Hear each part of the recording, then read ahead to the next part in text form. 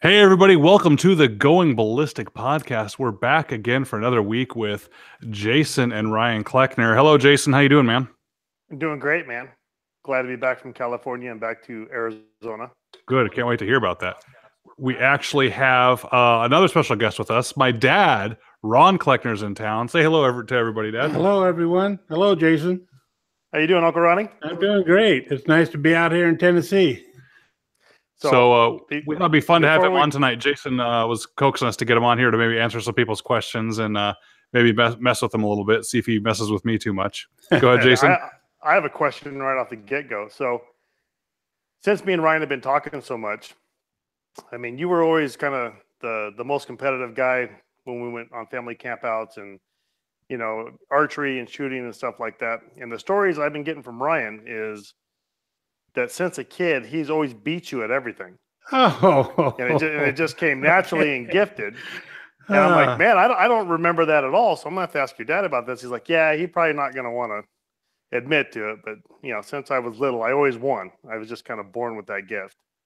So is that true, Uncle Ronnie?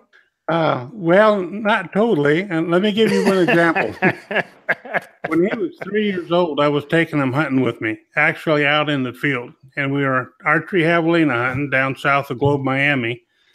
And I made him a bow. And he was out there practicing on his own. And he comes and gets me. He says, Dad, you know, come here, you know. And I go over. Remember, he's only 3 or 4. And I go over there, and he has 3 arrows touching in a prickly pear pad of a cactus, touching, and then he shot those. And of course, I didn't see him shoot. So what do you do as a dad? You have to give him a pat on the back and congratulations. So I don't know. It's all how you perceive that moment. Did he tell you that his theory, if you're not cheating, you're not trying? So he actually probably walked up there and stuck those in that cactus. That's what I'm thinking. But yeah, but the second part of that theory, Jason, is how it succeeded. Is if you get caught cheating, you're not trying hard enough. So that's right. Yeah, that's right. That's a military thought. We're already getting some comments going in here. I appreciate everyone joining with us. We have 95 Coop asking, speaking of training for new shooters, getting into long range. So you have any recommendations in the Southeast? I don't know what you're asking yet, 95. Could we talk about ranges or facilities? Like the Southeast, you have core shooting solutions out here. You have H&H, just both amazing complexes with great people and great training courses. You can definitely get started there if that's what you're looking for. So what were you doing out in California, Jason? My son got married yesterday. Congrats. Congratulations to Tucker and Daphne. That's awesome. And then the Saturday before I left, I ran out to the Game and Fish Expo and actually got to play with some 22s, since that's what we were talking about last week, was getting into the long range trainer 22s. Yeah. So do you have any precision 22s you got a chance to try out? I did. So they didn't have the CZ 455. What they had was an older model, which was a CZ 452. Correct. And he had a basics trigger in it. So nice setup that the guys had set up for everybody, mostly for kids, you know, that wanted to shoot for the first time. But I'd say probably about 30, 35 yards. They had a target set up with 4 circles and guessing the size, you know, $50 down to a dime. And they gave you 5 shots and you had to try to hit all 4 in 5 shots. Mm-hmm. So my first round, I hit the first 2. Second round, I hit 3 of them. I could not get that last one. I mean, it looked like it was all but just wiggling the side of it when I shot. But their guns were amazing. The triggers were fantastic on them. So I'm That's cool. Pretty excited to get into that. Man, the 22s or even precision air rifles are a lot of fun. Did I ever tell you about trying to do an international air rifle competition in France? The one where you shot the ceiling? I guess I did. Yeah. I was going to say, I haven't heard about it. I couldn't even complete the deal. So the triggers were so light, Dad. I ended up taking the air rifles. We're in France, and I take the air rifle, and you're standing. You put the buttstock up high in your shoulder, and you get it positioned right, and then you lean it down to the target and get ready. Well, I just put it up on my shoulder and just barely even felt for where the trigger was. And it was like ounces. You know, if a butterfly flew by, the thing was going to fire. So I picked it up, went, it was an air rifle, you know. I'm like, well, guess I'm not going to get my 5 out of 5 on my target. And I said, don't worry, it happens all the time. And the whole ceiling was, coated with little tiny holes for pellets. But so yeah, that's how it went for me. So you liked it. You liked the idea of not only the 22s, but did you like the CZs? I did. I liked it a lot. Yeah, I think the bolt just runs like a real rifle, doesn't it? I mean, it doesn't feel as much like a 22 as you'd expect. They didn't let me run the bolt. That was kind of their deal. They had to run the bolt themselves. And I don't know if it was their own little safety thing that they were doing or what the goal. I mean, I would imagine they have enough people who's never shot that they just don't want controlling the whole gun. I mean, they kind of sat there and it was in a bench rest. So I get it. I mean, it's their gun. I mean, I'm there to shoot it. So I've heard back from a couple people that my 22 advice wasn't entirely accurate, that there's actually some 1022s. I don't know if it's all of them, but 1022s that actually have a stop, or there's a way that the firing pin does not hit the face of the chamber. I didn't think that because, I think you actually can still hit it, but people that know about 22s wrote in and told me, and I'm more than happy to be corrected on that. So just want to throw that out there for folks. Interesting. I did try to hook up with one of our listeners, Ty. I'm sorry that we were not able to connect. I ended up leaving about the time they were showing up to introduce myself and say hello. So I'm sorry that didn't work out. But yeah, I had a great time at the Expo, man. I always love the Expo. All the guns, all the wildlife they have there. I did get to shoot that Ruger PC9. Is that what it is? That carbine? Tell me about it. Come on. You loved it, right? I did. The thing was awesome. It was, it didn't kick at all. It's almost like shooting an AR. I mean, there was nothing to it. And that bolt just flies. Yeah. The cycle rate's amazing. You look at the video of me shooting at a SHOT Show, you can only see the bolt moving on one of the shots. On like 9 out of the 10 shots I make, the bolt doesn't even look like it moves. It has a fast cyclic rate to it. It's pretty amazing. Yeah, it was a fun gun to shoot, so I enjoyed shooting that. Other than that, I was really not interested in much that was out there. I mean, they had a lot of cool guns out there, but me, I was interested in the 22 since that's kind of where I'm headed. Yeah. What ammo were they shooting? Do you remember? They were just using regular ammo, just Federal. Oh, just Plinken ammo. Yeah, just Plinken ammo. I did take a look at the Ruger Precision 22. I didn't shoot it, but I don't know. It didn't seem like it was what I was looking for. I have someone, I think I mentioned him last time. If I didn't, I won't mention it this time because they weren't exactly impressed with the accuracy of it. But if you have a Ruger Precision rifle, it's a great trainer because it's going to be the same dimensions. Now, you were talking, did you mention the gongs earlier to me that you were shooting with the 22s, like the little tiny gongs that got smaller? Yeah, so they had 4 circles that we tried to hit in 5 shots. And you actually had a training idea with that when we were speaking about it earlier. Yeah. Not mine. I mean, other people do it. It's not my idea, but it's called a Know Your Limits game or a Know Your Limits competition. They'll take, and you can do this with centerfire rifle too with large gongs, but for 22s, they'll start with like the size of a quarter at 50 yards, and then they'll go consecutively smaller down to like the diameter of the bullet. And as you shoot it as a match, so let's say, Jason, my dad and I, we're all competing on it. We all take our turns. And I'll shoot the first one and hit it, shoot the second one and hit it. And as I work down, every gong I hit with 1 round each, I get a point. But the second I miss, I lose all my points. Oh, wow. So that's why it's called Know Your Limits. So if I can hit 3, all right, that's my limit. I'm going to stop at 3. And I'll let one of you guys get up and try and shoot. And I'm counting on you trying to be a hot dog and get more points than me and end up missing and lose. So that's actually a really fun game. Yeah, I was thinking another fun way that I would put a twist on it when I make mine is if you decide to take a shot at the next target, you have to keep shooting until you hit it. So you could end up with mass negative numbers. Oh, right. So you don't lose all your points. You just get a negative point per miss. Right. Yeah, that's a good idea. But you got to keep trying until you hit it, and then it's your choice to move on to the next one. That's funny. Okay, now I'm primarily an archery hunter. So when you're talking about these different types of rifles or handguns, what is a 1022? I don't know the term. So the Ruger 1022 is when did that come out? Years ago. I mean, I remember it from when I was a kid. 60s, I think, honestly. Yeah. So it has been for many years the 22 to get. I mean, it performs, it shoots well. It's the penny most 10 common mags that go into it. popular semi-auto 22. It's a Ruger And it's semi-auto rimfire rifle. and it's almost like an AR-15 in some sense. I mean, it has a million accessories. Oh yeah, that it's the most common for aftermarket parts. It's kind of one of those every red-blooded American. If you're a gun guy, you got to have at least a 10-22. So then it's a rifle. They don't have that in a pistol form. They did eventually make a pistol of it, but it's a rifle receiver made into a pistol. Okay. And just recently they made that pistol within the last couple of years, I thought. Yep. So someone on here asked a great question, and it's not a stupid question. Chris says, stupid question. Does holdover change with a change in zoom on the scope?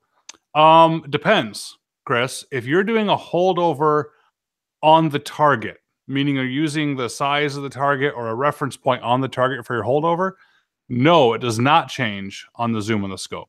Because if you're holding a foot over the target, it's always a foot over the target that you're holding. Or if you're holding, for example, the top of the target, whether you zoom in or zoom out, the top of the target is the top of the target.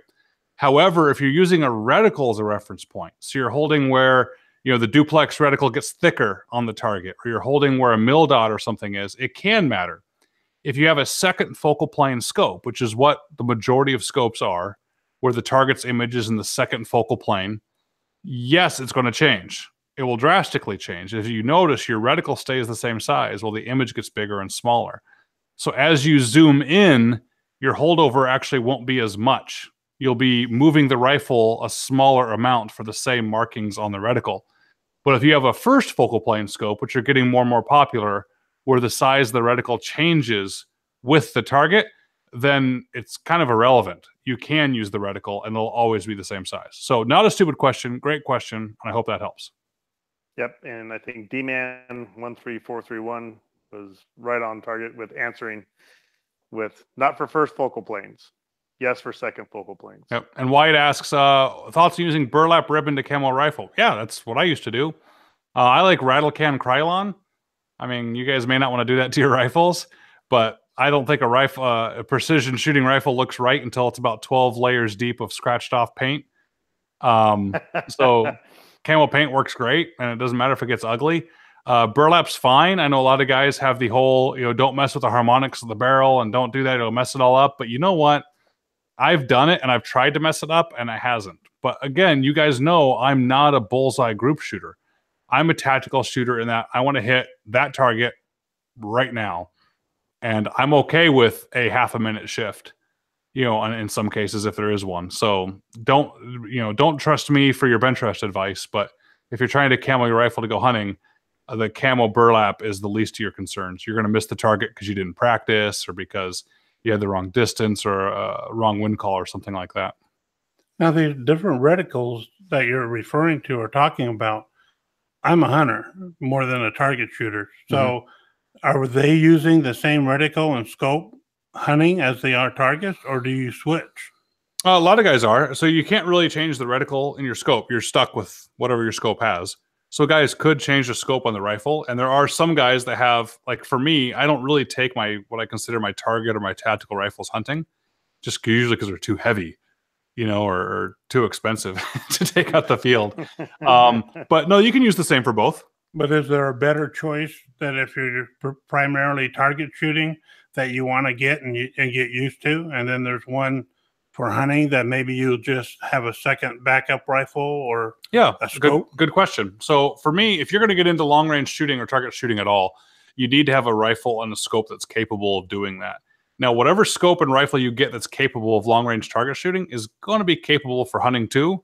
Of course, caliber dependent. Okay, I'm not going to go. I would target shoot with 223, but I'm not going to go after grizzly with a 223. But if you get a caliber that is suitable for hunting and you have a rifle and scope that's good for long-range target shooting, it'll be great for hunting also. But if you happen to also get an extra hunting rifle because you wanted a lightweight rifle, you might have a different reticle. But now, more and more, you will see scopes with graduated reticles with the marks in the reticle for measuring in hunting scopes as well. I mean, you're seeing that too, aren't you, Jason? Yeah, I don't like them. So I'm going to make you mad, Jason. I got a bunch of goodies in the past week. All right, let's see it. I got a bunch of love in the last week. Vortex sent me a loving some Kleckner package. They sent me the new Vortex Razor HD, which honestly, it looks like a cheap scope. And I think it's because it's got a 1-inch tube. So I'm used to seeing a 1-inch tube on a scope and thinking inexpensive, right? But the glass on this thing is gorgeous. I got the lowest power range because you know me, I'm kind of averse to magnification. But it is a 1.5 to 8 scope, so the objective isn't that big on it. It doesn't need much light out there. It is crystal clear. I mean, it is gorgeous. And the reticle in this one is a dot reticle with some graduations below it. So it has kind of a hybrid setup. I don't know if you can see through that one at the wall. You can see there's a dot in the center, and then there's some graduations below that. Oh, that's cool. So they're trying to do a hybrid there. And the idea is, depending on what power you're set at, those marks mean different distances for your caliber. So they send it with a little cheat sheet so you can figure out for your cartridge, if you're at a certain power, one mark is 200 yards, the next mark is 300 and 400 and so on. So it changes per. So that's a really cool scope. I was happy to get that one. And they actually sent me what I was really excited about, because I've been wanting to pick one up, is a binocular case. Have you tried one of these chest binocular cases, Jason? Not a case. No, I have the shoulder strap binocular setup where it hangs on your chest. Yeah. Bungee setup. Yeah, that's what I've been using, but it's got a little annoying sometimes because whenever I go to bend down for something, it swings out in front of my face. Right. And then the binoculars get all nasty and cruddy. So this thing goes on like the same chest strap, but it's actually just a case. And the top pops right open just by pulling on it. So the top pops open, and it's got a little padded case in there. So the binoculars can come out, and it even has its own separate straps for the binos on the case. Nice. So if you drop them or set them down, so you can put it back in. But the other thing I like is it has my pouches up front for everything. So my little SIG Kilo rangefinder is going to go in here. On the side pouches, you can put ammo or your calls or whatever. I actually think this is pretty slick. It's going to be a little different getting used to it because I've never hunted with a chest pack like this. But the more I was wearing it around, the more it makes a lot of sense on having something there, because it's easy to get to everything while my pack's on. So I'm actually taking this one to Africa, and I'm going to try it out and see how I like it. Oh, yeah. When do you leave for that? You leave pretty soon, don't you? I got a couple months. So actually, that's what the scope is for. Is I happen to hint, hey, Vortex, I'm going to Africa. Sure would be nice to have a good scope. So I will have this, and I think I'm taking a Barrett Fieldcraft to go. So an ultralight rifle. So this is going to be a nice lightweight, but it's still a premium scope on that light rifle. So it looks like we got a question from my dad from Steve. You see that there, Jason? Can you read that off for us? So Steve's asking, Uncle Ronnie, what kind of bow do you prefer? Oh, I can't really answer that for you because I'm old school. I learned 35 years ago to shoot with a compound bow, well, actually a recurve first, but a compound bow. I still have that same compound bow I'm using today. It's a, I can't think of the name of it offhand. Golden Eagle. Yeah, that's right. Golden Eagle. And I shoot instinctive, a lot like the old top bow hunters used to do. They just pull back and shoot. They practice so much on their form and their release. I've never used sights, and I've done quite well. May I say 2 years ago, almost 3 years ago, I got a 340 class bull elk with a bow and arrow, and that's been my biggest elk. And everything just went right. Nothing special I did. I was just patient.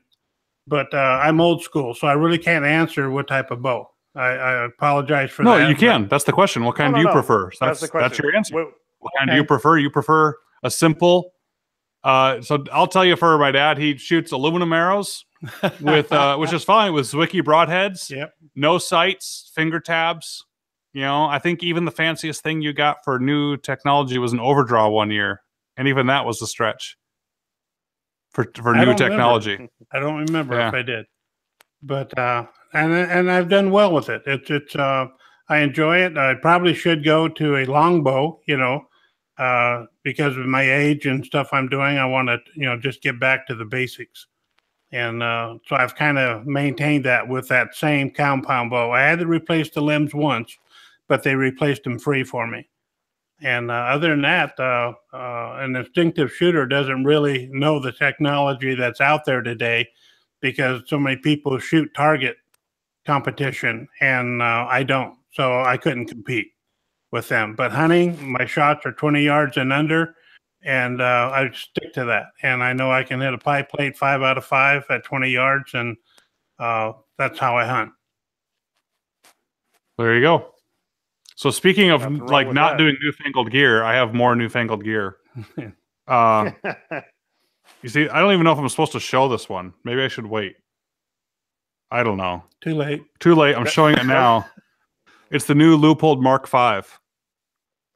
Oh, you know what? That looks like it's built for a 7mm 08, Uncle Ronnie. Don't you think? Oh, yeah. Little family heritage there. My wife put in for antelope and elk, and she got drawn for both.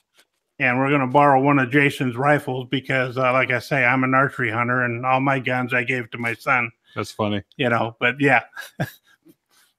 So I'm borrowing one of Jason's. This thing's way too heavy. This is going to be as heavy as your rifle. It's not as heavy as the razors. So I'm so glad that Leupold sent this for me to try out and play with. I'm actually going to put this on a SIG rifle and maybe do some videos for you guys. That's a tease. But it's a first focal plane. It has that Christmas tree reticle on there, that Horus-style reticle. And holy smokes, I mean, I'm glad they sent it because having it in my hands, I really like it. Like, I like this turret. I like how the zero stop works, how the button comes out. And even as each revolution as you pass, there's a little mechanical knob that sticks up and lets you know which revolution you're on just by going around. So Leupold really, I think, is stepping it up with this one. We'll have to see. And I don't know if I'm supposed to have a Vortex and a Leupold in the same video, but there they are. So what type of caliber are you using on what type of wildlife in Africa? I didn't know which guns you were taking. Well, I wanted to take a 308 because we're doing plains game. So wildebeest and warthogs and things like that. I thought a 308 would be a great cartridge. But everyone I've asked has told me I'm crazy and I should do a 6.5 Creedmoor. And my heart doesn't believe that the 6.5 Creedmoor has enough oomph behind it. I mean, anything will work. So you could kill an elk with a 22 long rifle if you hit it in the right spot. But I want an ethical, effective kill faster. So I want as much power as I can safely handle or reasonably handle. So that's why I'm just really nervous about using the 6.5 Creedmoor. But guys that know more than me about African hunting and these modern bullets we have going on say that it's a great way to do it. So it's actually very similar to what Carolyn's going to be using with the 7mm at 8. But instead of neck down to 7mm, it's neck down to 6.5mm. What do you want to put that on? Was that rifle? Yeah, I know. Yeah. So I'm thinking I'm going to take a 6.5 Creedmoor. I think that'll be a good match for the lightweight fieldcraft. And I'll just make sure I have good shot placement and see how the bullets perform out there. So now, are you going to take a nitrogen gun anyway, just to blink around, or no? No. I'm not going to take a gorgeous nitrogen out there on a safari hunt and get it all dirty. Oh, man. Hunting trips to Africa are expensive, dude. And nitrogens are more expensive. Just for the picture. Oh, yeah. Just for the picture? I can use Photoshop. Yeah, I guess you could use Photoshop. I have some more guns that came in that you might be able to use for the picture. Hold on. Go ahead, Dad. Jason, I haven't seen you in a couple months, maybe even 3. But did you happen to see Ryan last week on Tucker Carlson, Fox News? I did, actually. It was awesome. It's a shame that it was so short. I would have liked to have continued listening, but it was great. And I also like you got to do the longer one on the NRA TV show, which was a day or 2 later after that? Yeah. I wrote the article for the Federalist about gun control, and everyone got excited about that one. So that was kind of cool. That was a neat experience. So for you guys that didn't actually get to see Ryan on Tucker Carlson, I think it's on YouTube. That's where I saw it. You can link it to YouTube. Yeah. So if you guys wanted to check it out, it was great actually seeing him on there. I was telling everybody, I said, Ryan almost looks like he could run for office or something the way he's up there talking and dressed up. I actually saw me in a suit and a tie, right? That's funny. Well, we have a large family, our extended people, and I kept getting calls, Ryan's on TV, or on the news. And I haven't even heard about it. And so I had to go to YouTube and look at it because I've been busy. Ryan's busy. But, I was impressed with somebody finally standing up and saying what needs to be said, and not worry about being fired or, what do they call it? Any retribution against it? Yeah, like that. Well, I got a bunch of flack. It was it. great. Thanks, I appreciate it. I got a bunch of flack online. It was actually kind of funny to see it all. The first thing I started doing is reading the comments on the Federalist, and I stopped after the fifth horrible negative comment. And I'm like, what am I reading these for? Life's too short. I'm not going to read these comments. And then same kind of thing. You can't imagine the blogs you end up on when you look for your name on Tucker Carlson to see what's on there. So it's kind of funny to get everyone riled up. And it reminds me of a Jack Nicholson quote that I like to remember, which is he had one time said, "I don't care what you think about me. I don't even think about you." And so when I was reading some of these blogs, I was like, I mean, they get pretty harsh. Some people get pretty harsh just when you showed up there, and I'm reading it going, wait a minute, I don't even know who you are. Why would I care what you say? So yeah, it was a good experience. It was fun to be on there. It was a short segment. I actually turned down another appearance. Another major appearance came the other day, and it just wasn't the right fit. And it was really, really fun to turn down because it felt right. I was like, no, that's not the right fit for me. I'm not the best to talk about that. That'd be kind of weird. Not your guy. And I think I will take that as more of a proud moment in a weird way to not be chasing it. So anyways, a lot of fun.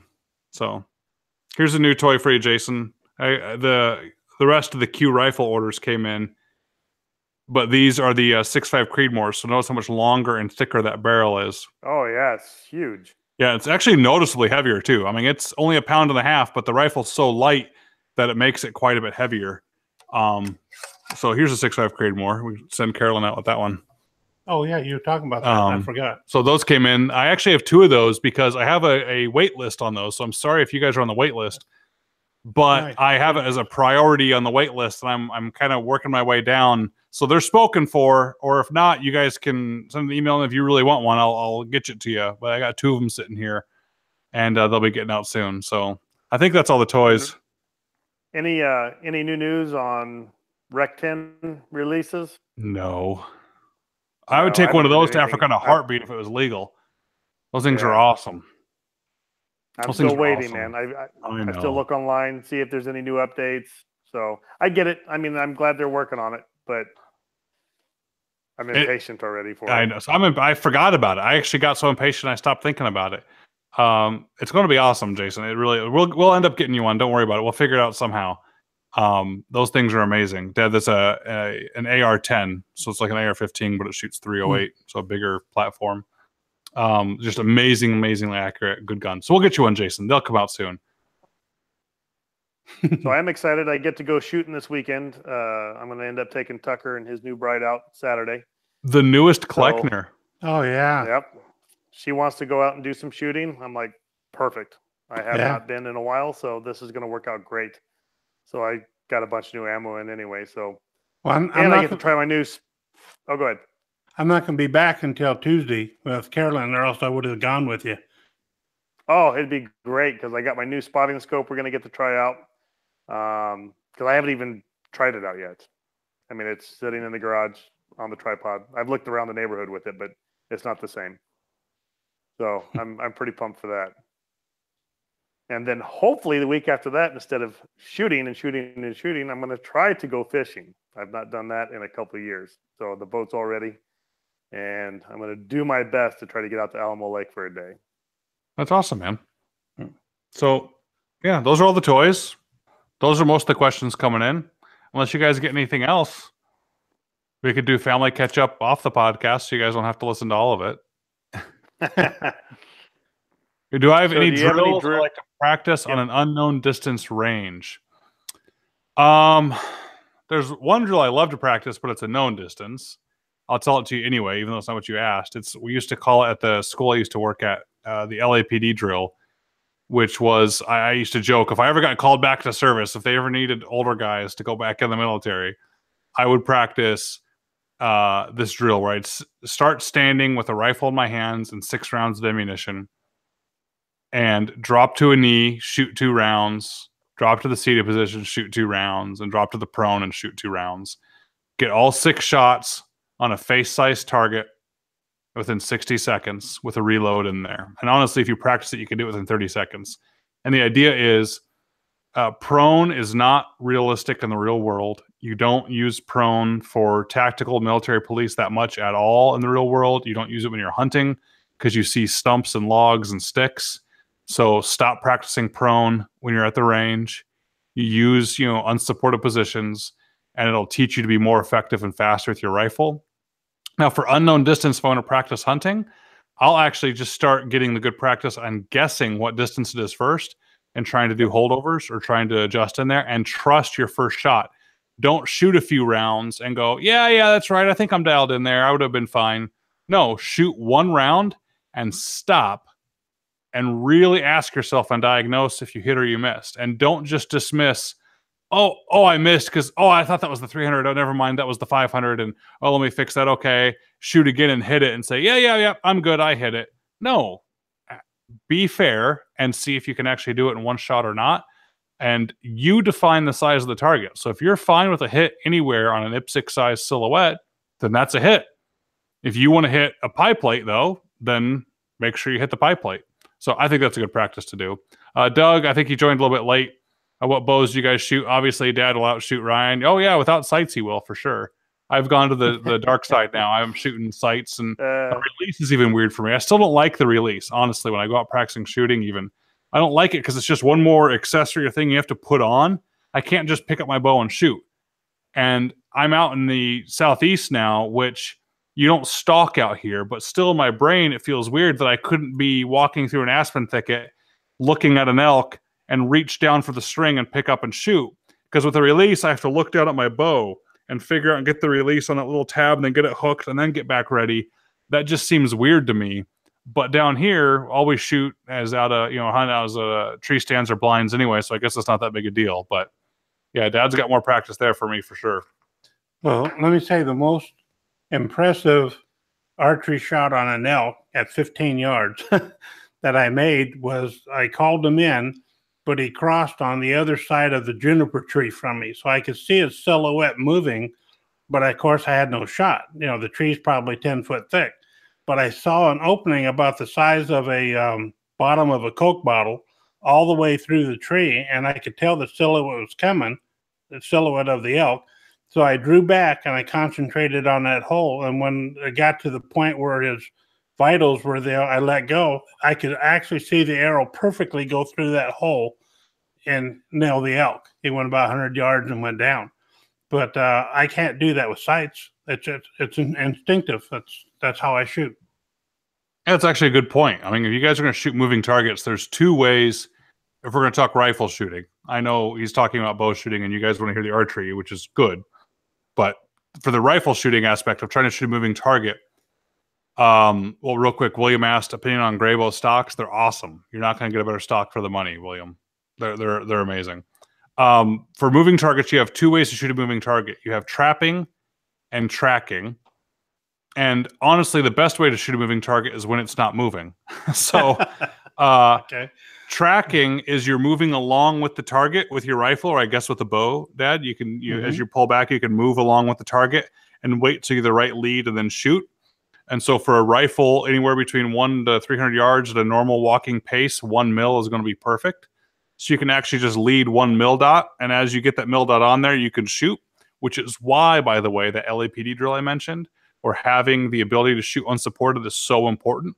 Because if all you do is shoot when your rifle's perfectly stable and still, you're never going to be able to do this. Because what you're going to do is you're going to try and get that lead, and you're going to have that internal monologue that I know you all have, which is, no, a little bit more, a little bit more, a little bit higher right about now. And you're going to jerk the trigger, and you're actually going to end up missing. But if you've learned and you've started, or at least you've tried to master the acceptable amount of error, meaning you're staring at that mil dot, you're letting it move within the kill zone, and you add pressure, and let the gun go off, you're going to get a hit. So tracking, that's what that is. You move with the target. Now, that's not very stable because your rifle is, or even bow, is not supported. You're literally moving the object that you're trying to keep steady. The benefit to that, though, is, like I just jokingly said, the best time to shoot a moving target is when it's not moving. Is if you're tracking and all of a sudden the target stops, all you have to do is move back 1 mil and you can shoot with that rifle. Now, trapping is what they'll teach like in sniper schools, and it's really a much better way to get a good group on the target. But in the real world, it doesn't always work, is you actually will look at something in the distance. So I see the target is moving from left to right. I will look ahead of the target and find something in the distance, like a tree, and I will hold my mill dot lead on that tree, and I'll put steady pressure on the trigger and stare at that mill dot and stare at that tree and watch that target come into my peripheral. And as soon as that target interferes with what I was looking at, I shoot. Now, when you do that, that's called trapping, because like you're waiting for something.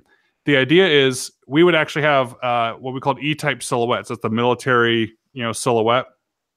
With the cardboard, we'd cut the shoulders off so it was only the width of the head, and you'd staple it to a board, and you'd put a guy down there behind the berm, and he'd walk with the thing up in the air. And so it matched a normal person's walking pace because he was actually walking with it.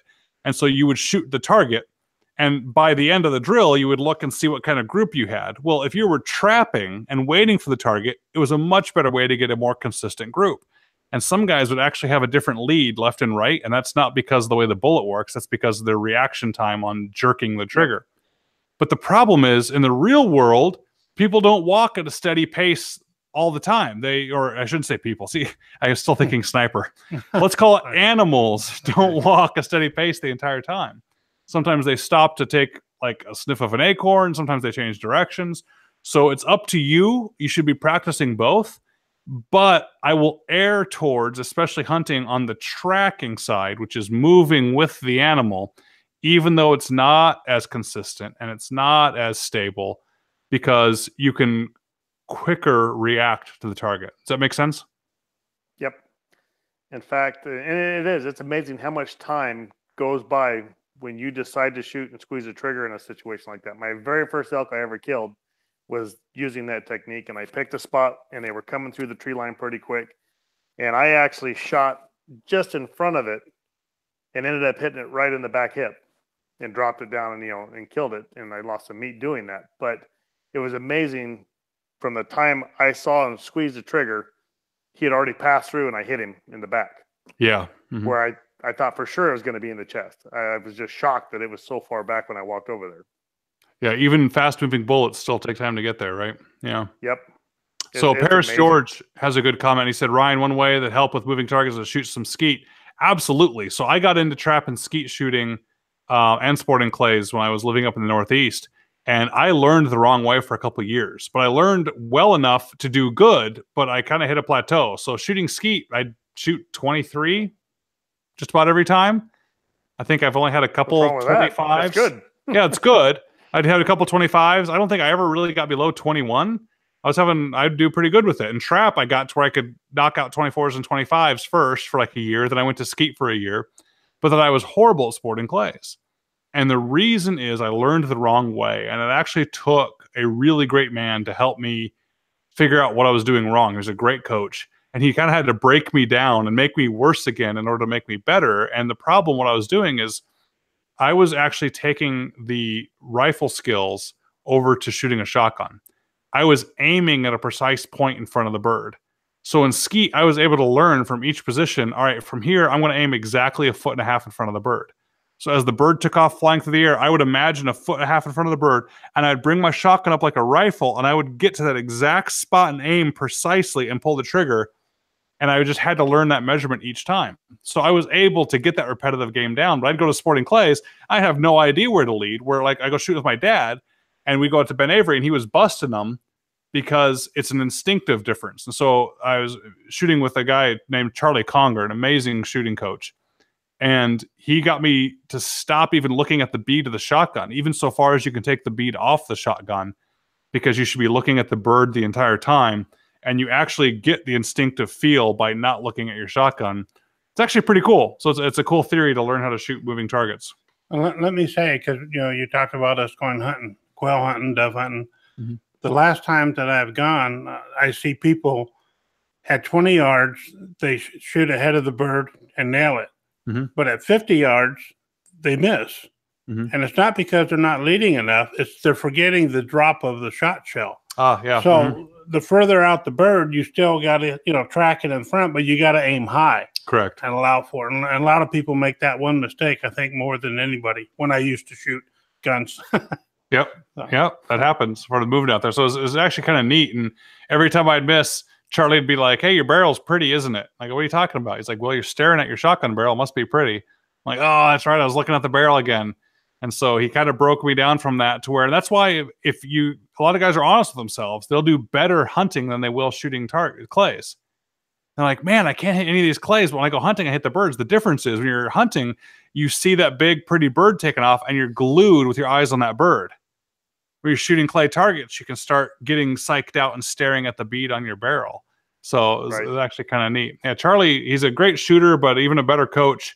Another guy from Remington and I were Team Remington at the Congressional Sportsman Shoot one year in DC, and we cleaned house. It was awesome. I mean, Charlie's back must have hurt from carrying me, but we smoked Team USA, the Olympic team. We smoked Team Beretta, Team Benelli. It was awesome. We cleaned house. It was a good year. That's awesome. Yeah. So there's your lesson if you guys are shotgun shooters. Stop looking at the bead. If you can't take the bead off your gun, it'll make your scores go worse for a little bit, and then you'll start getting better, and you'll get to a whole new level if you only look at the target. So yeah, when we were younger for the leading for archery, though, we used to take 2 poles, drive them in the ground right around 75 feet apart, put 2 bare rims off of a bicycle on the poles, run a rope through it around, where the tube would go, and then we'd tie a styrofoam target to it and throw it, and it would run as if a target was running. So picture 2 wheels yeah, with a rope around it, like a pulley system, and we'd have the foam animal hanging beneath it, and we'd have someone just push it, and it would run on those wheels as if the target was running. We'd shoot at it. I've seen similar targets out there at Ben Avery. Yep. When I was younger, I used to have running targets out there. Yeah, it's a good experience. We kind of stole it from the Mormon Lake shoot. They used to have them there. Yeah. Yeah, I remember that. Hey, they'd have them like as the smoker bicycle shoots wheels or something. Yeah. Yeah. That's a good idea. Awesome. We could make that. All right. Well, good, everyone. Glad to have you on. If there's any last questions, get them in now before we sign off. Jason, thank you as always for showing up. You guys are missing the chance to ask my dad whatever question you want. He may not answer it, but he's got a chance. So Doug says we should do an archery, sporting clays, and long range summer camp for adults. Actually, that'd be funny if we did a Kleckner summer camp. You come out for the week. Oh, there you go. We should do long range archery. I don't know if you remember, Uncle Ron, when we were younger and we'd go to the Mormon Lake shoot with you. Yep. You would have us shoot like it seemed like a mile since we were so small, but it was probably 100 yards. Yeah. In that big open meadow. And like, okay, you got to try to get closest to that stump out there. And man, here we are shooting up in the air out of 45. That was a blast. We used to have a good time doing that. Well, there was an elite gun club where 2 of the members got into almost fist fight, and the president came over and said, "What's going on?" And he said, "Well, we need you to decide what's going on." And he said, "What is a better, more experienced hunt? Archery elk hunting in September or a cold morning duck hunt in December?" He said, "We can't agree which is the better." And he thought and thought, and he says, "Well, I think a cold December morning duck hunt with a bow." And that ended the argument. So I actually want to take some flu arrows and go pheasant hunting. You seen those guys doing recurves pheasant hunting? Oh yeah, that was our funnest thing too. Squirrel hunting with flus when we were younger. Oh, that was so much fun. Gotta love awesome. Flu arrows. So, all right, guys, we appreciate you tuning in. Thanks for your support. Check out Mayday Safety. It's still exploding. All day, that's all I'm getting now is emails and phone calls, and I love it. Jason said he's hearing about it.